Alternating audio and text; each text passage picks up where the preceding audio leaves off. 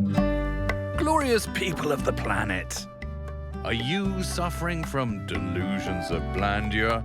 Filling your home with shades of grey just like everybody else? Well, prepare to be inspired. I am about to take you on a celebratory frolic through the outrageous homes of proud-to-be-different homeowners. Hey, this is the most extraordinary house. Oh, wow. This is where it all started and it's gone completely bonkers. They're daring with their decor. Where do you even start with putting velvet on a ceiling? And wild with their designs. I've never been a conformist. No, exactly. You can pop a smiley face on anything. You kind of can, can't you? So get ready to lose your interior inhibitions. Was there a moment with any of this that you thought we might be going a little bit too far? No.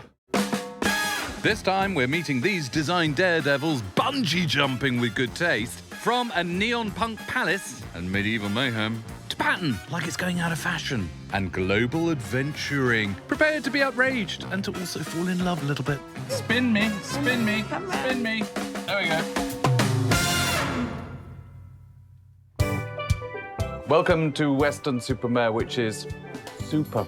It's got miles of sandy beaches, a grand pier, and a donkey called Bertie, or Dirty Bertie, as he's known to his donkey friends. We're about to hang out with a pair of outrageous homeowners who've taken fun, as in and turned it into a lifestyle. It's a tale as old as time. An amateur jousting champion called Martin walked into a bar and met a magician called Jane. The fun gods, well, they aligned and blessed them with an extra dose of super bonkersness. I mean, it's not everyone that gets married as a chicken, and when it comes to building their nest, well, take a look. A banqueting hall? Why not? A chocolate room? Lickable. Secret doors? Whee! And, well, a fairground walrus. Whatever next. I cannot wait. So how old's the house? 1930s. 1930s house, yeah. Kind of looks older. You know, what with it being painted to look like a 14th century castle. Why did you paint it to look like a castle? Because we had the fence mural done, and then the back of the house looked really tatty, so we decided to paint something on it. So we thought about painting trees on it, but then having windows in the middle of trees was going to look a bit stupid. You see, there's the reason, isn't it? It's painted to look like a castle, because painting it to look like trees would be silly. Absolutely, so that's the reason. That's so you do. Jane and Martin have one rule for their garden, which is anything goes. And it's the same inside their swing-your-pants-mad home. Go on, you two. I can't wait to have a poke around your castle of fun. Join me.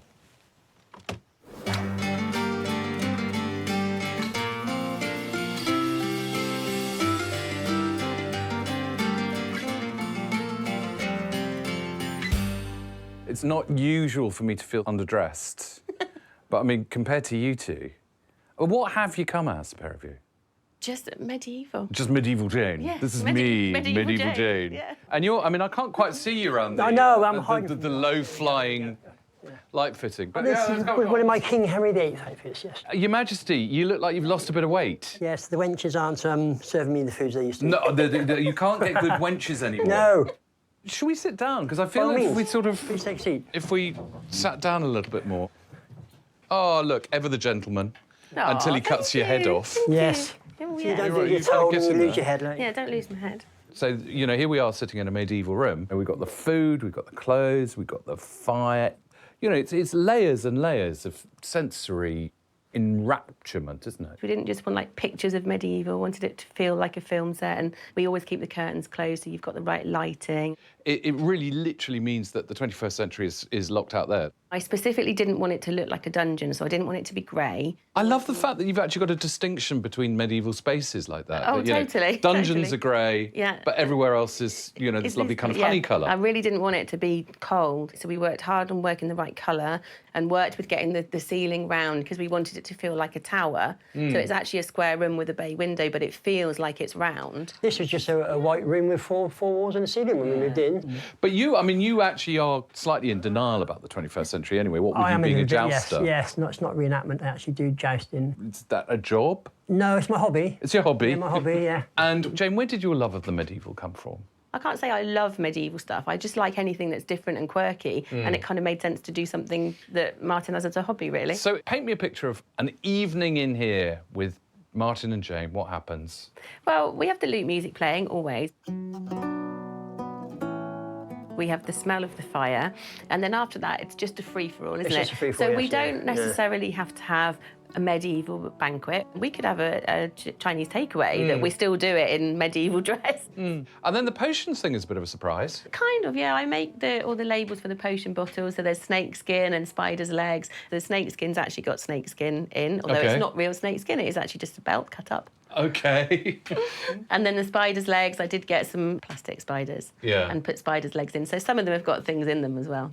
Was there a moment with any of this that you thought we might be going a little bit too far? No. So, upstairs, well, is less medieval and more marvellously mysterious, really. So if you'd like to look at this bookcase, Yeah. would you like to pick a book? Yeah. Maybe the one that says The Secret Room.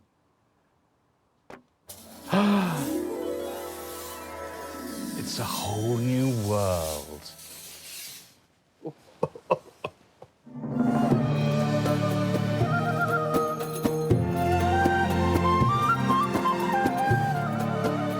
This is Jane's magic room, her chamber of secrets, where she can practice her wizardry and do, I don't know, secret stuff.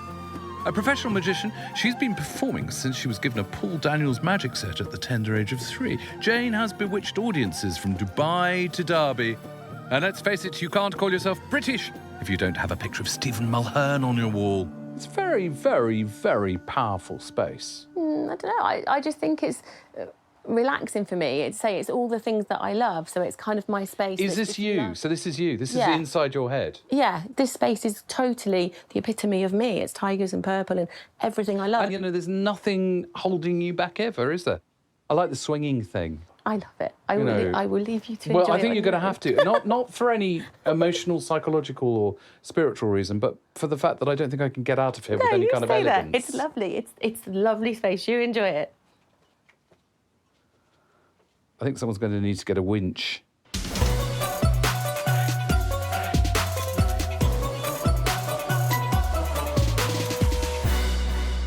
Funnily enough, I feel I can't trust any of your bookcases now. In fact, I'm beginning to trust absolutely nothing, including you. Thank you very much.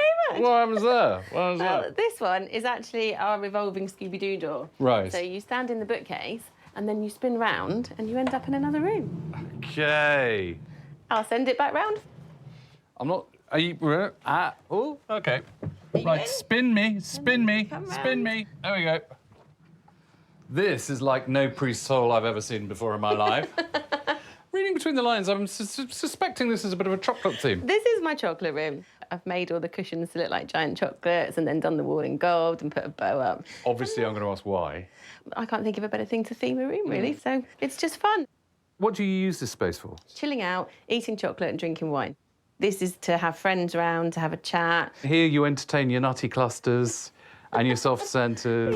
Yeah. But for Jane and for Martin, the inspiration behind all their design choices is pure pleasure, and this is an absolute joy of a house. Just going back through the dizzying list of places that you two have taken me, and it just seems to me as if there's nothing that you two have kind of denied yourself. You know, if you fancy it, you do it. Yeah, that's exactly what we do, isn't it? Yeah. If other people don't like it, that's fine, but generally they do love it, and I love the fact that it brings a smile to people's faces. It is absolutely all about ploughing your own furrow. And that's extraordinarily inspiring, I think. You know, sometimes a little bit of lunacy is good.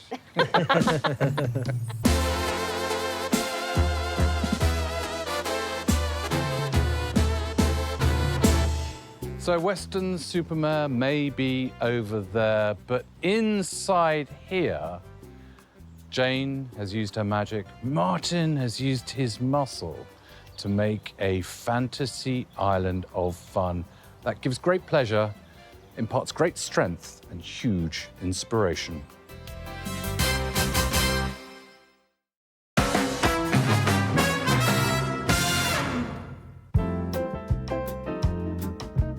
Oi, you. Have you fancied doing up your house in a different decade, but you're not sure which one to pick? Well, let this next homeowner be an inspiration for you. This is Lizzie, a time-hopping content creator from London. I literally loved so many decades within the last century. I haven't restricted myself to one vintage era. I don't have any rules. Literally, if I love it, I get it, and that's how I decorate. The living room is definitely the heart of the home. This is where we all congregate as a family. We have amazing parties here. Colour is a massive thing for me. I was certain I wanted to paint the walls peach. I just feel like the peach colour is very synonymous with the 60s and the 70s. It's just pure joy to me.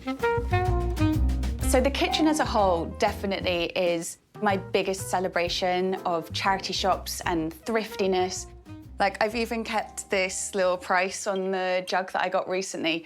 It literally shows that it was 99p. This hand-painted mural is the latest project in our home. So it's my love of William Morris mixed in with the kind of grooviness of the 60s and the 70s. The colour palette is taking every colour from the home and bringing it all together. So I actually just use tester pots from, say, the colour in the kitchen with the colour in the living room. It's so joyful. I'm so happy I did this.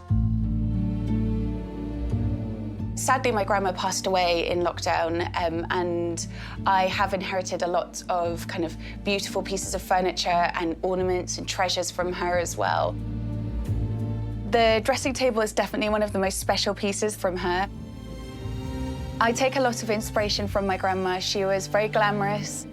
Her style was quite similar to mine. She loved yellows and greens, and she definitely shared a love of the kind of more retro style. I am completely self-taught in terms of design. I decorate in a very free way, and I never restrict myself. If I think something works, I just go with it. Follow your gut instinct. You look like you could do with more of your senses being arrested, so prepare for an outrageous overload. You must get people coming round and just sort of like running away screaming. It's too much pattern. And things, they get curiouser and curiouser with Victorian curiosities. Nick's the man with the vision, I'm the man with the money, so so we're a good mix. No, it's not like a sugar daddy.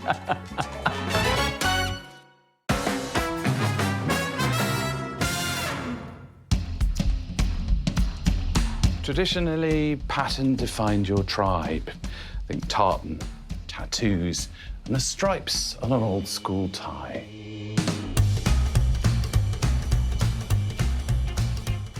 Do not adjust your sets, buckle your belts, put your doors to manual and cross-check, because you're going to have to get ready for garage.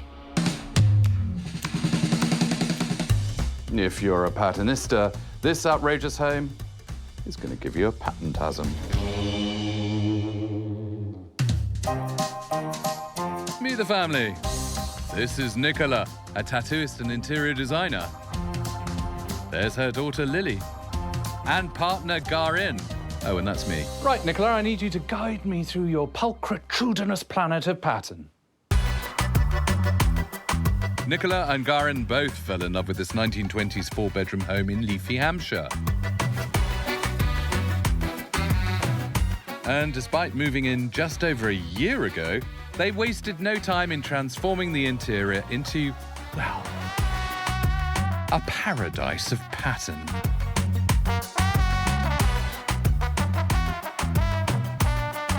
If you like minimalist grey decor and flat-pack furniture, then get ready. You're about to be converted to the pattern parish, where blah is banished.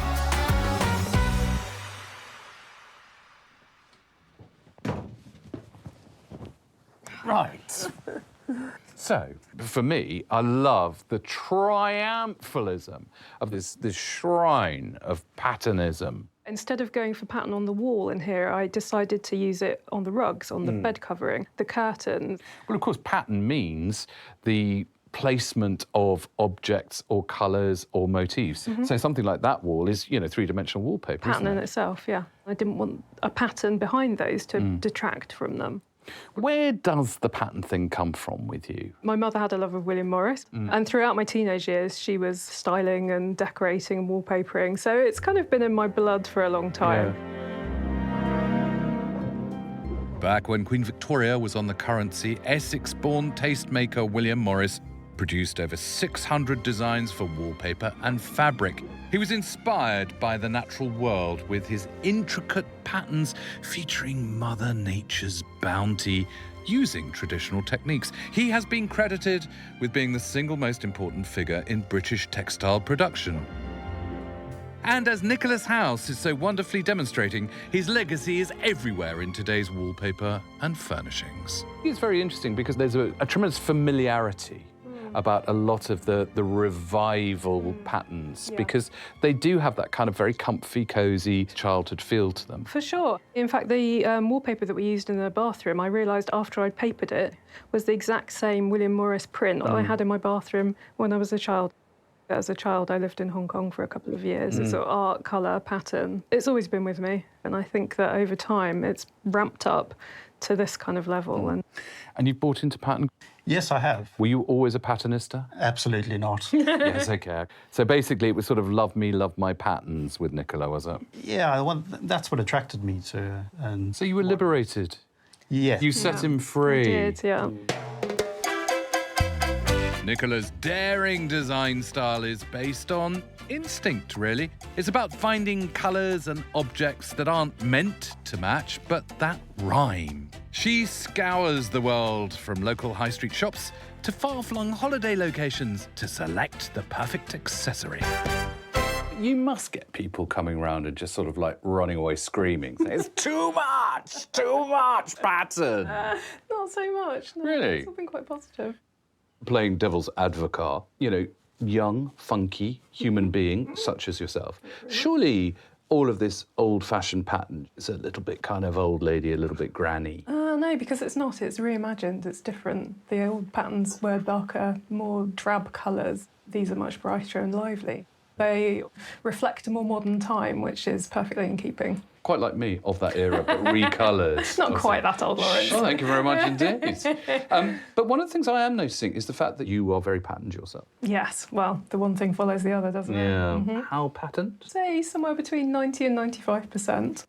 Is there a moment where you're getting out of the bath, you've forgotten the towel, and you think, I might be able to just sprint across the hallway, but finding that you're actually completely camouflaged? Completely camouflaged. Nobody would ever know that I was there. You literally can jump out of the wallpaper and just go, whoa! Yeah.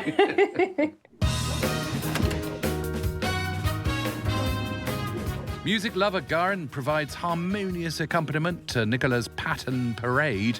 And 18-year-old Lily, well, she takes it all in her stride. How does it feel being surrounded by quite so much pattern? Well, I'm pretty used to it because I feel like my whole life my mum's had this very creative side, especially within the house. But then if I have friends come around, they find it crazy and they love it, yeah. But that's great that actually, you know, they like what you've got. Do you feel a bit proud of her? Yeah, definitely. She's really chosen what she wants to do and gone her own way, and it's quite inspirational. It's kind of like the world is catching up with your mum a bit because, you know, you look in the magazines and certainly if you look on social media, people are really excited by this sort of kitsch thing and that what was dismissed as, oh, no, that's really old-fashioned, is now actually really super funky. Yeah, I do think things go in cycles, so they'll go out of fashion for a bit, but then it will come back in and everyone starts liking it again. Happened to me. Definitely happened to me. Legions of us had to work from home during lockdown, and so the sales of sheds and summer houses, well, they hit an all-time high. But for Nicola, this is no place for white painted walls and draped plants as a background to online meetings. Oh, no. Let's do a big, massive rewind. What are these patterns to you? For me, there is history and familiarity and family. Colour and pattern are just so joyful. Your creative trajectory, I think, is absolutely fascinating. So from fine art into tattoos, and now tattoos into interior design. It's always about making things look nice. This is where I think the dark arts really come in with patterns, because people are very worried about pattern feeling fussy and about patterned rooms feeling small. But I genuinely believe it makes rooms bigger. I think so. You lose the corners. This is exactly it. And it pushes them out, so it will emphasise a sense of space. You're surrounded by a very natural cocoon of pattern, which is actually terribly comforting. It's lovely. Yeah. We feel safe, don't we? Absolutely, yeah. I mean, one of the things that I find quite interesting is that the house you live in is absolutely textbook suburban from the outside. And then inside, it's all about you. Inside, it's all Nicola. Yeah, absolutely. I really like that juxtaposition of the expected and the unexpected. You know, you look at the front door and you think it's a regular house, you don't expect what's inside. And the same with myself, you know, if I'm wearing a coat that covers everything, you make one preconception about me, but then I might be wearing a short sleeve, short dress, and you'll see a different version of me. And that's what I quite enjoy, is surprising people.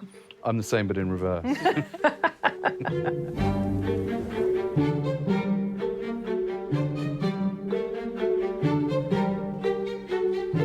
Next time you're fluttering through the salubrious safety of suburbia, wonder whether behind a net curtain there might be another Nicola who inside is turning wallpaper into the next rock and roll.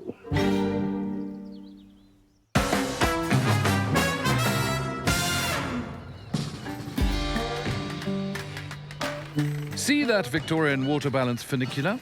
I'm not on that Victorian funicular, but that funicular, which is water balanced, is in Saltburn by the sea, which is where my next two outrageous homeowners reside. Clever couple Chris and Nick work together in the tailoring world, but they're not just dapper in their looks, they're dandy with design too. We describe our home as dark decadence, a bit gentlemanly, grungy around the edges, but on the darker scale of things. It's been about 4 years since Nick and I met on social media. Since then, it's been a roller coaster ride. This house was one of the first houses we viewed and absolutely fell in love with it. All of the rooms that we've created in the house, we've wanted to create this hug feel, so it feels warm and welcoming. For me, I couldn't live in a house that's too bland or too beige or too white anymore. I've done that for many, many years, and it's not me.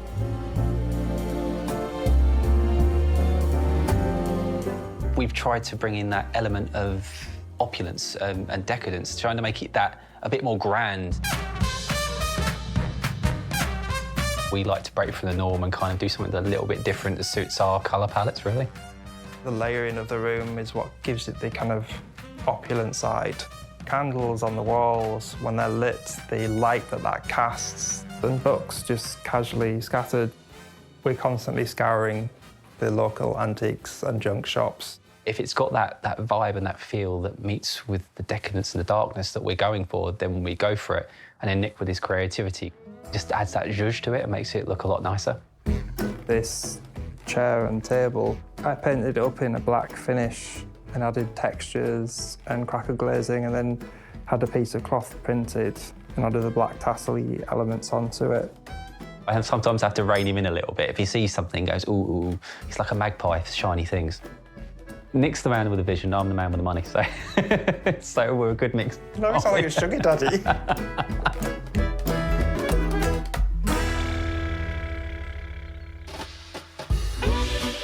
Fancy a little trip? Thought so, can see it in your eyes. Let's go around the world, shall we? Everything changes as we step into, wow, the Japanese tea room. And what about an outrageous homeowner who's skillful with skulls? I've actually created a skeleton of a mermaid using bat, snake and lizard bones.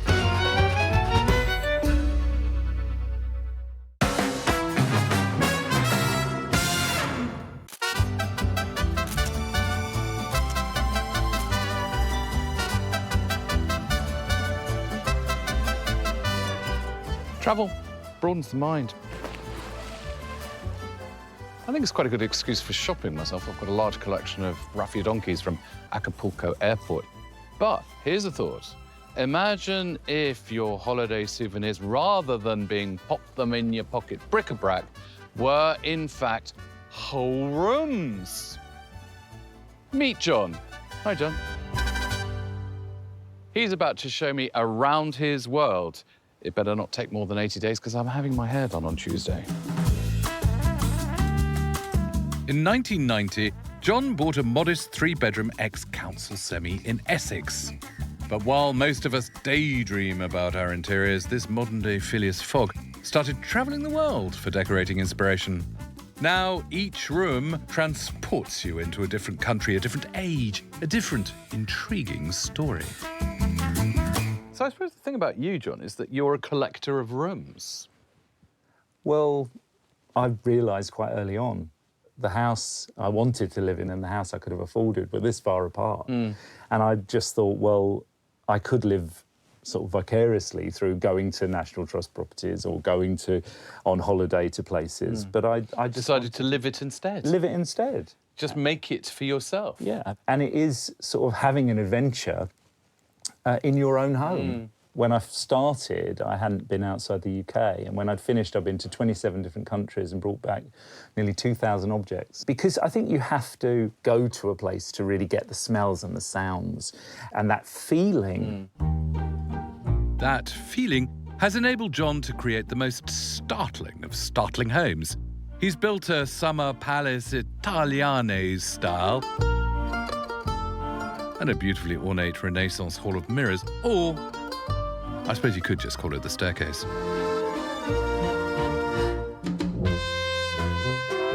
In the spare bedroom, a romantic evocation of a bedchamber from Granada. And way up in the treetops, also known as the loft, I suppose, there's a Cambodian bamboo spirit house with its own shrine to a 3-foot sandstone Buddha. For the lounge, though, it was homeward bound. Childhood memories of trips to wild castles in Snowdonia were the inspiration for this incredible room. What I am really enjoying is you have really gone out of your way to make me, anyone, really feel as if, in this instance, we're sitting in a Welsh Tower room. Yes, absolutely. Because we can feel the tower that we're in. We can feel the weight of the stone because we've built a stone room in this to get the right acoustic. Well, I want to talk about this because, on a constructional level, the temptation, the knee-jerk would be to just do all this with Artex, which, I have been doing on programmes for many years. But you don't want that, do you? You want to be able to touch it, feel it. It's got to sound right. It's got to be. It's got to be the real deal. I would say this is almost like emotional archaeology. I didn't want to create a theme. I didn't want to throw a tapestry over a sofa and call it medieval. I was trying to capture what that feels like to sit in that tower in the middle of Wales. This isn't a set. That's where I have dinner. Got a telly? No. No, you haven't got a telly. I think you need one of those zoetrope things. Yeah. That would work. No TV dinners for John, then. The very first room he transformed was the upstairs box room, creating a magnificent homage to his love of 1920s New York noir. On paper, it sounded like an open and shut case. Something important was missing. I don't think I can do the voice. Something important. No, keep. Something important was missing from John's house. But then I discovered that the important thing that was missing was the 21st century, and as far as I'm concerned, that's absolutely fine. Who needs the 21st century? Not John. His next travels take us to Scotland, the inspiration for his master bedroom. So this is 1911, the house on the cliffs halfway between Aberdeen and Dundee. This room is the only room in the house that has a carpet, and there's copies of the Glasgow Herald from 1904 under the carpet, as you would have in an old house. And that's important to you, that they're under there? Absolutely. And who knew that the Glasgow Herald is particularly springy underfoot? So the elephant in the room, or the throne in the room, is the throne in the corner. Yes. I assume that's a lavatory. It is. Or a water closet? It's called a thunderbox. It's basically the first flushable toilet. But it's sort of literally boxed in. It is boxed in. You know, you provide the thunder, they provide the box. Yeah. We'll thunder on through then, eh, John? Ha. Right, lead on. But he's not just an interiors man. John has also made sure his back garden is a feast for the eyes as well. A 19th century Irish courtyard, complete with derelict Gothic stonework. And instead of a shed, a cosy log cabin in the woods, Canadian style. But where once stood a driveway is the real showstopper of this whole experience. A reimagined, magnificent Japanese tea room. Wow. Who cares about the parking? Look at this. But the thing is, though, John, it's more than just a Japanese tea room, isn't it? I mean, it feels like an airship or a yacht. Yeah. When I went to Japan, I had this ship idea and then went onto a Japanese ship that was done in a very modern style, but harked back to that 1940s golden age of travel. I think this is a very, very exciting space. You're not an interior designer, you're not a builder, you're not an architect, you're not a professional. But this is a very, very interior designed experience, as far as I'm concerned. A very elegant experience, but also very, very original. Thank you. Let's talk about time frame. This has been an extraordinary project for you. Yes. So it started when I got the keys to the house on the 6th of October 1990. I decided it was going to span the entire life of the mortgage, 25 years, and so the project finished on the 6th of October 2015. How incredibly well organised. And then it was enjoying it. Yeah. And that's the phase we're in at the moment. It's all finished, and I can enjoy it myself, but then also open the doors and watch other people enjoy it too. In total, John has transformed 13 different spaces in his home, and in doing so, has changed his life. Creating his ode to travel, which is now known as Taliston, has inspired him to become a writer. He's also a tour guide, opening his home so visitors can take a trip around John's world. You get to see people's reaction, just their childlike wonder. It's they're going to Disneyland for the first time.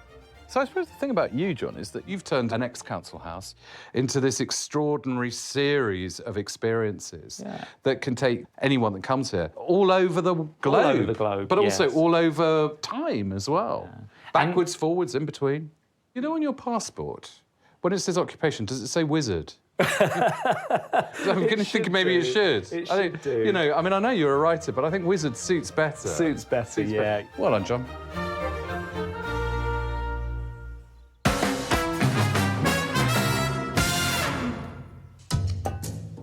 Your home really should be a place to express yourself, you know, and for some, that means embracing the darker side of life. Meet Skye, an IT systems manager from Dunstable. I've been fascinated with skulls and bones and skeletons since as far back as I can remember. When I was younger, I would go on walks in the forest and sort of find naturally scavenged bones like birds and mice. I've collected quite a few different varieties of bat skull. This is a fox skull, red fox. You see they actually look quite vicious. You can see how they tear through meat. This is the mirror gallery wall. A lot of superstition surrounding mirrors. One that I've been told is that if you hang mirrors opposite each other, they open up a portal for the devil to enter your house. It depends what you believe, but that's quite an interesting concept. I'm interested in death, but not in a morbid way. It's inevitable. Everybody's going to die. It's the only inevitable fact of everybody's life. So for me to bring it into the conversation, I feel like that, for me, decreases the fear of the unknown. I have 2 human skulls and I do have a full skeleton. She was a find at a car boot sale and she was crumpled up into a box, very much broken, so I did a lot of fixing up of the skull. For a long time, I wasn't comfortable with human bones. But after the death of my mum and my dad, it became very clear that what is left behind is not the spirit or the energy of that person. Time here is short, it's finite, and I think that sort of threw me into wanting to do something creative. I create dark artwork with ethically sourced bones and skulls. This is a ram skull decorated with lace, metallic, so filigree metal. I've actually created a skeleton of a mermaid, and this is using bat bones, snake bones, and lizard bones. I have got a couple of my own bones in the gallery wall. I had my wisdom teeth out some years ago, and actually they're quite interesting when you look close up at them. You can see the roots of the teeth. My parents always taught me not to worry about what anybody else thinks. If people think you're weird, then that's a good thing. You don't want to be the same as everybody else. So I feel like going down this path of alternative artwork is sort of honouring my parents' encouragement and teachings. OK, get your fun glasses at the ready, because we're going bright, fluorescent, we're going neon. This is a tour de force of decorating. My job is done.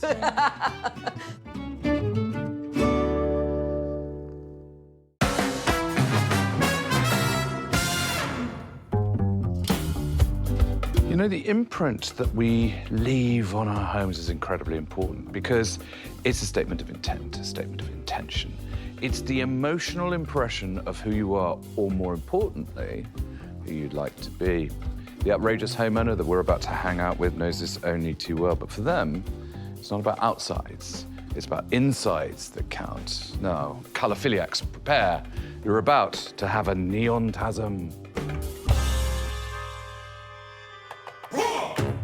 Interior designer Ms. Pink has lived in her converted Victorian maisonette for the past 21 years.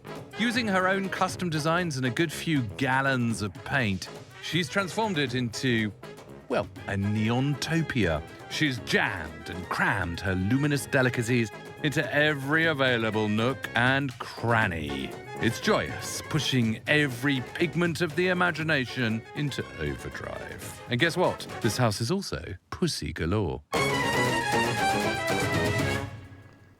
Just a little bit disappointed we don't have a rinky-dink Pink Panther. I know, it is on the list. What is it about pink? I just love pink. It's the quieter sister of red. It makes me feel really chilled out, calm, peaceful, relaxed. Of course, pink is a funny old one because you say quite a sister of red. It's actually the only tertiary colour that's got its own name, because everything else will be a light blue or a light green or whatever. But light red is actually pink. It's pink, yeah. So it shows how incredibly important pink is to the world. I also have to say it's incredibly flattering. Look how lovely we look. But no, all the light bouncing off the pink will be giving us such a lovely rosy glow. It's such a great colour to paint in a Maybe I had that in the back of my mind when I decorated it. Thought, I want a really flattering space. But, I mean, this is a tour de force of decorating.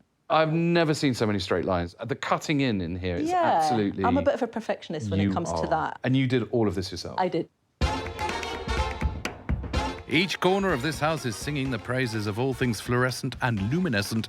But when we enter the kitchen, the neon dial is turned up to 11 T100.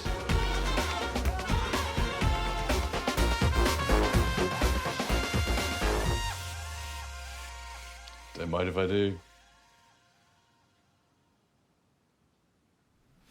So I want to dive deep into your pink. I am seeing such a strong sense of style, and it's a style I'm finding very nostalgic. Why, thank you, Laurence. And very familiar.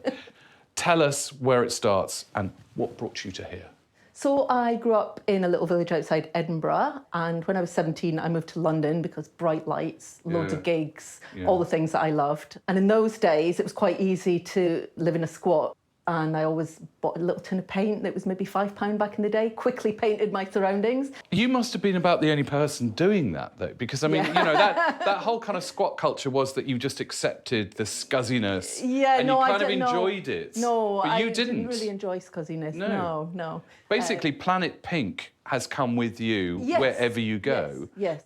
I'm sure you get people saying to you, yes, it's all great and it's all fun and it's all pop, but, you know, it's not very relaxing. It's not very... Say, get out my house. Well, indeed.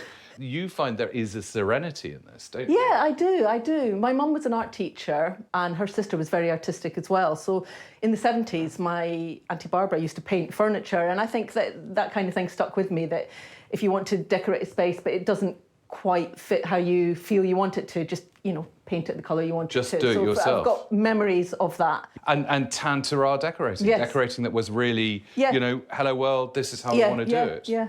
I think there's a gazillion people out there who want to live in a different way, but kind of they don't really have the cojones to do it. You have. Yeah, yeah. Well, you're a long time gone, so while you're here, you may as well make the most of it.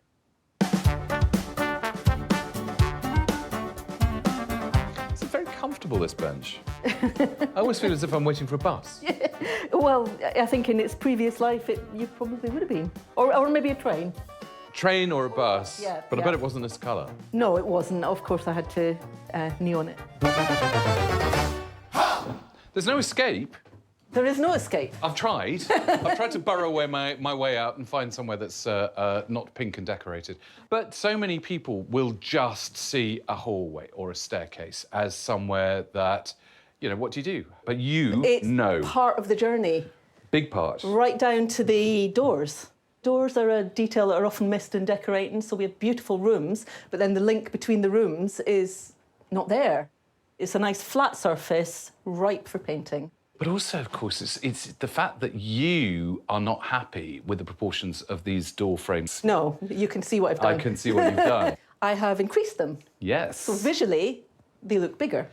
And it works because you've got this big jump between the red that you've painted Yeah. on the outside. So it's a bit like doing lipstick, isn't it? So It it's is like indeed. doing your lipstick right the way around there. Just making it picture perfect. Even I would have just gone, skirting's not right, but I'm just moving No, through. I don't believe that. But you don't believe that? I don't believe you. You wouldn't no, let them? No. It says a lot about you, doesn't Yeah, it? this whole place is like the inside of my mind pouring out. It is. Yeah. It is. Tell me about the trays. There are a couple there that have a tremendous resonance for me for my childhood. These are all genuine, aren't they? They are all genuine, yep. Gathered over the last 35 years. There is an enormous amount of colour and design and pattern on a very ordinary, everyday object. Yeah. And that used to happen, didn't it? It really You know, did. back then, people would spend a lot of time putting this kind of level of design intricacy on an ordinary, everyday household thing. And we've lost all that. Have you got room for any more? I have room for one more up in that corner. Whoa, choose I am wisely. just waiting for it to come to me. Choose I think it wisely. will find me rather than the other way around. Miss Pink has dulled down ever so slightly in her bedroom, opting for black as the dominant colour, but with more of her signature geometric lines. It's still totally punktastic. What you've done is obviously incredibly pop star. Yeah. Is music a big part of what's going on here? Music is a huge part. It's probably my foremost influence. I was a teenager at the beginning of the 80s and got into the punk movement, and all this is influences from those days. The graphics, the colours. It's what we used to call, when we were there, Yeah. the original inhabitants, we used to call new wave. For those that weren't there, New Wave was a punk meets pop revolution, which started in the late 70s. It was inspired by newfangled synth music and had a massive impact on the way people dressed and looked. Gone were the spiky studs and the safety pins, and in came in bright, fresh colours. It was all still shocking, but much more playful. Look, Victorian fireplace, but you're not letting it be Victorian at all. No, I'm not a big fan of tradition. My neighbour was throwing it out, so I Right. rescued it and put it here. What you've done is kind of architecturally scramble this room. Doing unexpected things to the fireplace is one thing, but actually having these diagonal lines on the floor is creating a completely weird dynamic. You know, we're used to seeing lines on the floor, but not diagonal lines on Yeah, the floor. yeah. And then, of course, the pattern on the ceiling that then comes straight the way down the wall. And that's yours, is it? That's one of your patterns? Yes. That's yeah. lovely, isn't it? And ceilings are an often forgotten space, so I like the sort of coziness that it brings to the room. And I just feel it was the finishing touch, you know, it's like the lid on the box. But I think that the point is that, you know, for a start, you've got this really very, very pleasing geometric, so it's not too sort of difficult to understand. But then there's also a lot of difference between the foreground and the background, so it Yes. still feels as if there's space there. Yeah, you got it. Do I pass the test? You do. Am I allowed on the planet? Honorary member.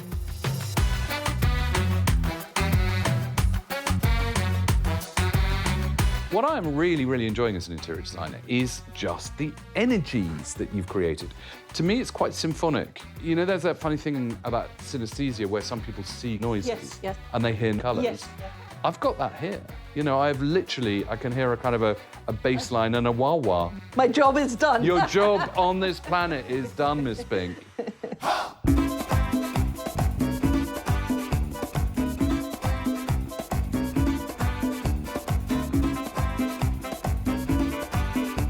Miss Pink's planet is pink for sure, but it's not just about pink. It's about what pink does with other colours. If anything, it's more about straight lines, geometry, control. The design isn't in the details are the design. Bravo.